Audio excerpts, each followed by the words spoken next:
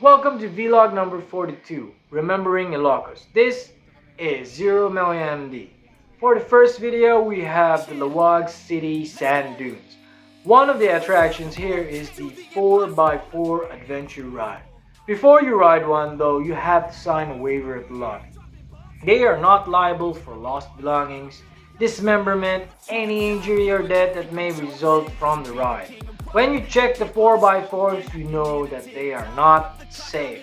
Those are very thin paddings and they are only found on the roll bars. The lack of accountability by the management does not make this a good tourist draw. Everybody except me said no.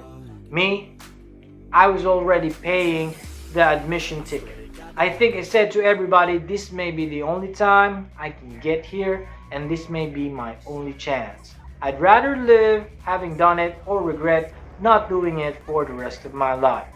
They joined soon after. Having survived the whole 4x4 adventure ride, you would ask me, Doc Zero, will you recommend this ride when I go up in Ilocos? No. One mistake and you will be sent flying out of the 4x4 or you will get your spleen crushed on the roof. It was amazing that the drivers were professionals and you know that they have done this 1,000 times. But this is not for everybody. The trucks will go up and down in a controlled fashion that resembles a manually controlled roller coaster.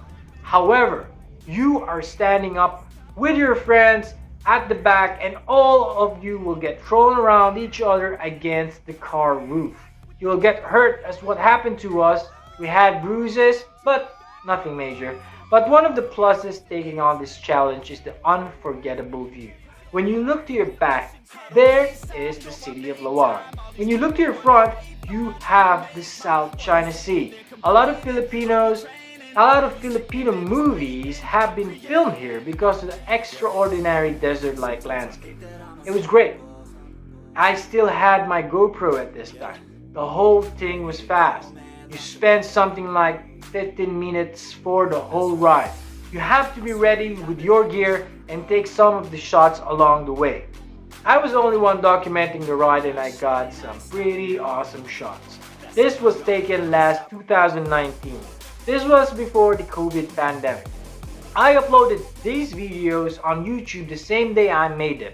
For some reason, my channel lost its monetization right after. So I've deleted them.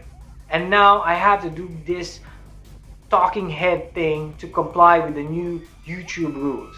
That's me and my wife Camille, and those are our workmates. The trip was not supposed to happen, but it did. Every one of us had the money and this opportunity came up and we just jumped right in. It was amazing and we were glad that we did. For the last part of this video, I did a sand slide. They were giving us the option to do it, but I was the only one who was not beaten up and bruised after all that 4x4. The next one is an evening shot of what they call the dancing fountain. Everybody in the area in Ilocos Sur was waiting for this thing. There were only two places in the Philippines that had a fountain that displayed a holographic video. The other one was in front of a casino in Manila called Osaka. I was taking shots of the fountain at different angles. I used both my phone and the GoPro because the GoPro session back then had a problem shooting with low light. To tell you the truth, it was kind of disappointing. I thought it was like a grand fountain where you can see a video of fishes and something wonderful. All I saw was Michael Jordan dribbling a ball in 5 seconds and the rest was a colorful light show. You don't pay to see this. People just flock in here at a certain time in the night. They were gasping in awe and wonder. But I really couldn't see why. I guess other people may have a different experience as I did in this overhyped dancing fountain in Ilocos Sur. If you do, comment down below and let me know. There are two more stuffs I want to show you about Ilocos, so stay put. While you are watching this slideshow, click the thumbs up sign if you like this video and hit that subscribe button and that bell to be notified for the next vlog will be up. Would you recommend seeing this when you're up in Ilocos Sur? Yes, again, you may have a different experience with it than I did. The third video in this vlog is called Baluarte. Again, this was part of a 3-day package trip. Baluarte is what I also call, or what we also call as the Little Africa of the Philippines. It is a must-see when you go up in Ilocos. The price of the park is hefty, and every little thing you do costs money. But in US dollars, these are nothing. This is the main tourist draw. You get to see exotic animals that are not found anywhere else in the Philippines, and they are free to roam around. Again, this was pre-COVID pandemic, so I don't know what it looks like now. The admission pays for the food of these animals. This building houses a museum of preserved animals that Governor Chavit Singson of Ilocos Sur has collected over the years. It contains not only the picture of the time he was able to shoot these animals, but also the heads of the very animals stuffed and displayed as a collection.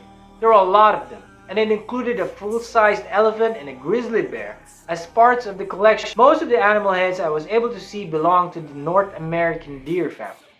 The rest of the tour involved a ferry ride to meet some of the animals. You can pet each one, but to do so would require you to pay a fee. What we did pay for was the chance to get near a lion. It was very scary, but I know that lions were fed before picture takings to prevent them from being agitated. The lion didn't even care about my workmates and was happy to pose with us. This opportunity is not available anywhere else in the Philippines, as other zoos cannot afford to feed a lion. They eat tons of meat every week and they have a big appetite as an adult. That's why when you get the chance, grab this opportunity when you are at Baluarte. It contains risk, but the animal handlers know what they are doing. Of course, the next part of this video is when we were able to get near a tiger. Again, you have to pay. It's not part of the package. Again, it's worth it, but I didn't go this time. We have tigers here in Subic, Zambales, and I have posted a previous YouTube video showing the different tigers in our area. But if you're not from Subic, you should get this chance. The last part of the tour is a foot trail. You get to see some snakes and different reptiles. There is even a dinosaur part with what I may believe is a life-size replica of some of them. I had fun taking pictures, and you really need to have multiple cameras or even a portable charger. We spent only 3 hours total in Baluarte, but you are not required to finish at that fast a rate. We were in a tour package, but you don't have to be. You can spend a whole day in this theme park. There are a lot of things to do, and I do believe that it has an in-house hotel. So the last part of the video is me and my wife goofing around with the statues. If you are still watching this vlog, be sure to check out my sponsor, which is Cyberlink Power Director. Power Director is the mobile app that I use to edit these videos, and it's available for download for free in iOS and the Android. It makes editing easy and fun. With just a few taps, you get to make vlogs like this. Be sure to check out bit.ly/0md Power Director for more. And that was Baluarte. The last video in this vlog is the Bangui Windmill Farm in Ilocos Norte. We spent a lot of time in Ilocos Norte, but this was just the video I took. Most of the pictures that I have on Ilocos Norte is on my Instagram.